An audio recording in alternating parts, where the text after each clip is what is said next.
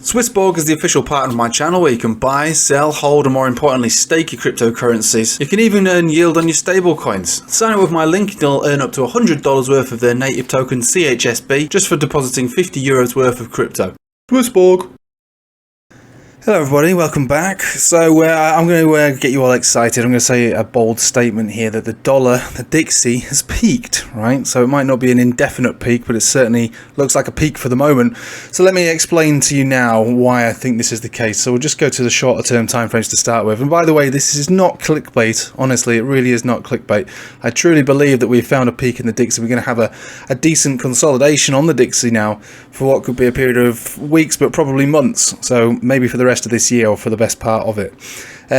Obviously this could be subject to change, and the change would be in the form of black swan sort of stuff, but on a TA basis things look pretty realistic now for the dollar to pull back to a good 5 to 7%, which doesn't sound much, but if you think about what that means, especially if it's a dribble down and a natural consolidation, it'll add a lot more weight to indices, commodities and maybe crypto as well to start to move up again, which would be nice, wouldn't it? And that would also correlate quite nicely to things like the Bitcoin's 4-year cycle, where a low should have been put in anywhere between September to December, so we're right in the middle of all of that zone, so it does feel quite appropriate for this sort of thing to take place. Right, so we're seeing a consolidation take place already on the DXY. Nothing special, simple stuff, but closures below the 10 and the 20 and the 21 shortly. We're also seeing a consolidation pattern brewing, but not a breakdown. Breakdowns would take place below 110, but mostly we're going to be focusing on the weekly. Now, you'll be looking at this normally and go, well, that's a powerful weekly. But let's just have a look at how powerful the weeklies have been in the past. So in previous uptrends, we go up. 10 exponential gets a tag all the way up, which is this nice orange fat line you've got here. And then we pull back to the 50. Same over here. Tag, tag, tag, tag, tag. Down to the 50, tag, tag, tag, tag, tag, down to the 50, tag, tag, tag, 50.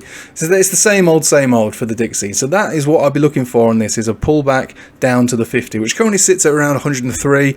But as this is going to continue to go up, because it's quite a consistent and quite aggressive uptrend, it will be talking between 104, 106 or so over the next few months. So it's not just the DXY's channel that we're looking at again, which is something we've been focused on for a little while here. We've got this very old school channel here that the support was tagged all the way back here in it's about 10 years ago really. We've been in this channel for a long time now. The peak of the channel was already a couple of weeks ago, so based on this channel you'd expect it to be pulled back. And again, we're taking fundamentals out of this video for the most part, although we will touch on it in just a very brief moment. But yeah, as far as the channel's concerned, it makes perfect sense. And I imagine in 20 years from now we'll look at this in hindsight and go, of course we've been in a channel for all this time. Yeah, there you go. So there's a nice rejection on the channel. So first of all, you got your rejection there, looking for a pullback just as you'd expect. Again, we're not looking for massive huge dumps all the way down to the bottom of the channel. We're looking for a 10 exponential, which is kind of in the middle of the channle, probably in the upper 2/3 of the channel by the time it gets tagged. So we're still very consistent with this general move. But the main thing to focus on isn't just the DXY. The DXY is comprised of major currencies, and we're going to look at 3 of those now. The euro, basically, finding its way above the 98. So supports of around 96 and a resistance of 98. If we can get above and hold above 98, we move back to parity. And if we start to close above parity, we start to get really decent situations occur on the DXY. Now, I'm looking at this right now, and I'm actually seeing a consistent area of support here, and most likely looking to break this as we approach this symmetrical triangle. So this is something to focus on, because if we break out of this triangle, it's a bullish formation, take it straight back to parity. It's also above the 98, which is previously resistance. So it's extra turbo powered move back up to parity, and then see where we go from there. Because if people are stacking their positions within this area, like they probably should, or quite rightly, could, then yeah, turbo powered move back up to parity and maybe beyond from there. So we maybe move back up to like 103 or so. Again, we're not looking for huge meltdowns on the DXY, but this would be a good reason to think that we could. And again, this is just one part of the puzzle. The next one, and probably the most important one that I've seen recently, is the Japanese yen, reaching a nice psychological level of 150, also having a huge money flow index read, which has previously, 1, 2, 3, resulted in consolidations. They didn't always take place immediately, but they happened quite reasonably afterwards. So one peak over here, consolidation to a decent extent. Another peak over here, we did have another run up and then a nice continuation. Again, we're looking at this on long periods of time, like dailies and weeklies.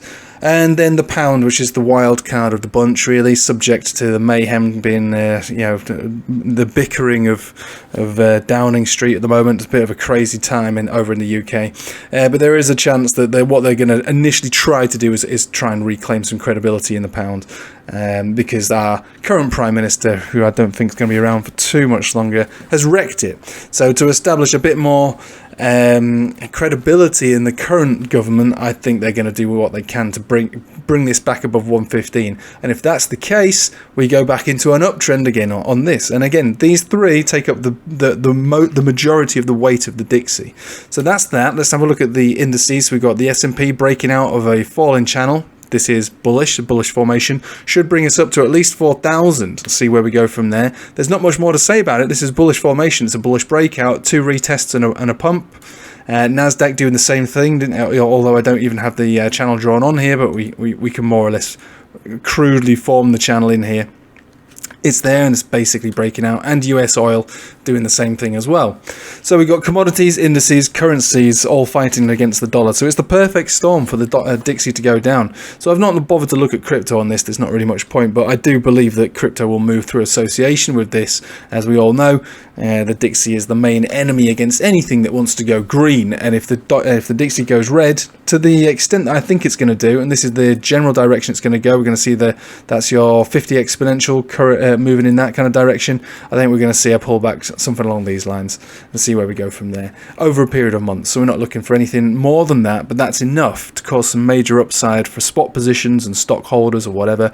Maybe not those 100x's out there, but for the ones who are more patient and reasonable about taking trades, I think this is a reasonable time to actually do it. So I'm quite excited. You might have picked up on the enthusiasm in my voice.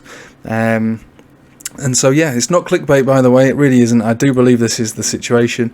It very much looks like a perfect storm across everything that the DXY has been fighting, which is commodities, indices, and crypto and currencies. They all look like they want to do the same thing, which is they all move up and the dollar moves down. Only by a little piece, but that's enough, isn't it? That'll be one of the biggest pullbacks we've had in a long time. We've been surfing this 10 exponential this entire time. It's only fair that the 50 gets tagged just like it used to do, and I think that's what's going to happen. So say hello to the 50 exponential at some point this year, and I'm certainly going to be putting some positions in once I've had the time to find the right ones, because again, there's no need to rush about this. We're looking at this on a weekly term time frame, so let's not go mad. Anyway, I'm going to leave it with you there. Thank you for watching. I hope you have a nice day and take it easy.